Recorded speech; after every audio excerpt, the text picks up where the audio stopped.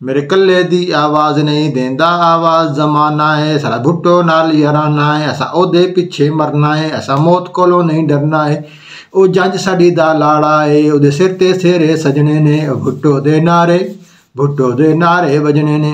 नाजरीन, आज peoples party का रायविंड में वर्कर्स कन्वेंशन हुआ, जिसकी सोशल मीडिया पर बड़ी गूंज है। बिलावल भुट्टो ने रायविंड में खड़े होकर नवाज शरीफ पर कड़ी तनकीद की। उन्होंने कहा कि आप इलाज कराने लंदन भाग जाते हैं, आप एक अस्पताल यहाँ नहीं बना सकते, आप कराची में आ जाएं, हम आपका इलाज कराएंगे। जब से ये हुकूमत ख़त्म हुई है पिछली और इंटरिम गवर्नमेंट आई है, बिलावल भुट्टो ने नवाज शरीफ को PMLN को हदफ तनकीद बनाया हुआ है और लाहौर से इलेक्शन भी लड़ रहे हैं।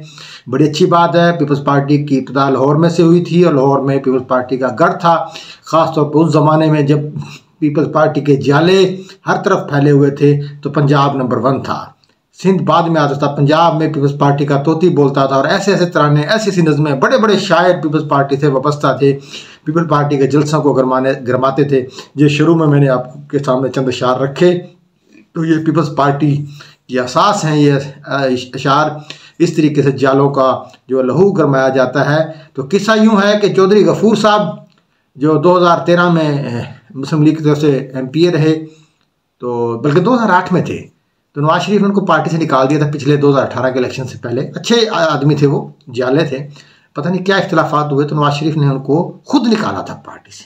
यकीनन कोई ख़ास बात हुई होगी तो नवाज शरीफ ने उनको निकाल बाहर किया था। तो अब चौधरी गफूर साहब जो हैं वो पीपल्स पार्टी में शामिल हो गए हैं और उन्होंने रायविंड में एक जलसा किया है, या वर्कर कन्वेंशन, तो वहाँ पर बिलावल भुट्टो ने खिताब किया है। तो बात यह है कि सोशल मीडिया पे जो भी प्रोपेगेंडा करें, तो लाहौर में पीपल्स पार्टी की वो सूरत हाल नहीं है, ख़ासतौर पर इस हल्के में, रायविंड के हल्के में तो बिल्कुल भी नहीं है। और पिछले जो 2 इलेक्शन देखे थे लाहौर में, कौमी असम्बली की सीट पे किसी भी पीपल्स पार्टी कैंडिडेट ने 5000 से ज़्यादा वोट नहीं लिए और सूबाई असम्बली की सीट पर 2000 से ज़्यादा वोट नहीं लिए। पिछले 2 बल्दियाती इलेक्शन में लाहौर से पीपल्स पार्टी एक काउंसलर नहीं जितवा सकी। ये है पीपल्स पार्टी की पंजाब के अंदर पोजीशन। ये सिर्फ जो असलम गिल का इलेक्शन था, बाई इलेक्शन था शास्ता परवेज़ के मुकाबले में, उसको लेकर के थोड़ा सा उसमें वो हो रहा है, लेकिन वो भी वोट जो पड़े थे उसकी कुछ असबाब थे, लेकिन जनरल इलेक्शन में माहौल डिफरेंट होगा।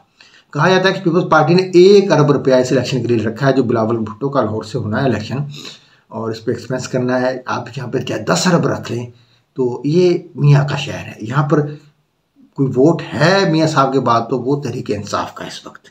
तो बिलावल भुट्टो के लिए कोई इतनी कोई यहाँ पर नहीं है, लेकिन बहरहाल उनका राइट है, वो हर जगह से इलेक्शन लड़ सकते हैं, पूरे पाकिस्तान से। पाकिस्तान की सबसे बड़ी पार्टी के लीडर हैं, भुट्टो के नवासे हैं, बेनज़ीर के बेटे हैं, पूरा पाकिस्तान उनका है, जमहूरी हक है उनका इलेक्शन लड़ना, तो वो लड़ रहे हैं।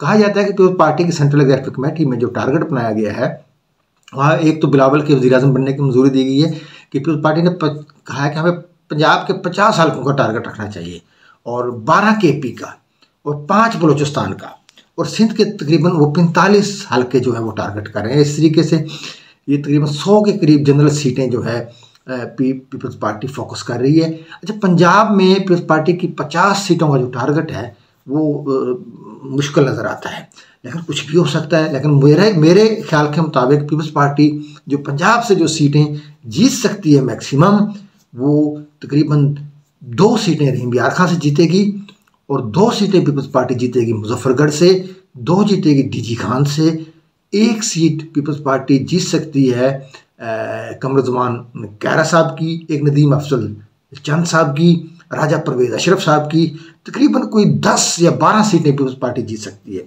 लेकिन ये एक हो सकता है, देखें ये इलेक्शन बड़ा गंभीर होगा, इसमें कुछ नहीं कहा जा सकता। बहुत सारे लोग आज़ाद जीतेंगे और आज़ाद जीतने के बाद पीपल्स पार्टी उनको अपनी तरफ अट्रैक्ट कर सकती है, अपने साथ शामिल कर सकती है, क्योंकि जरदारी साहब को अपने साथ शामिल करना आता है, उनमें एक गुर है।